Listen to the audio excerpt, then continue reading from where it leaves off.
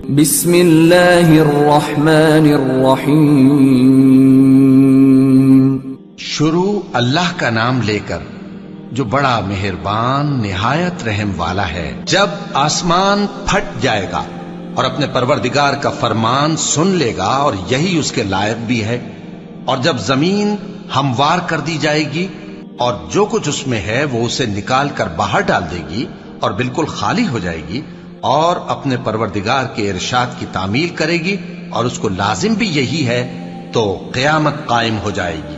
اے انسان، تو اپنے پروردگار کی طرف پہنچنے تک خوب تکلیف اٹھاتا ہے، پھر تو اس سے جا ملے گا.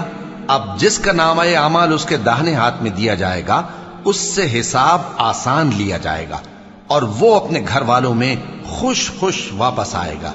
اور جس کا نامہ اعمال اس کی پیٹھ کے پیچھے سے دیا جائے گا تو وہ موت کو پکارے گا اور دوزخ میں داخل ہوگا. وہ اپنے اہل و عیال ہی میں مگن رہتا تھا.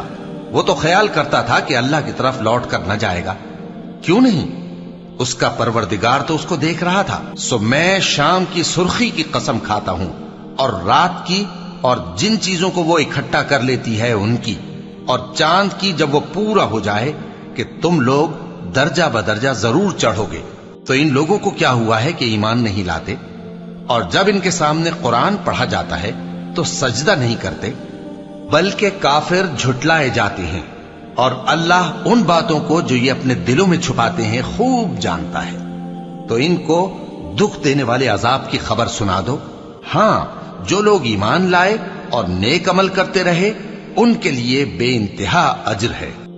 صدق اللہ العظیم.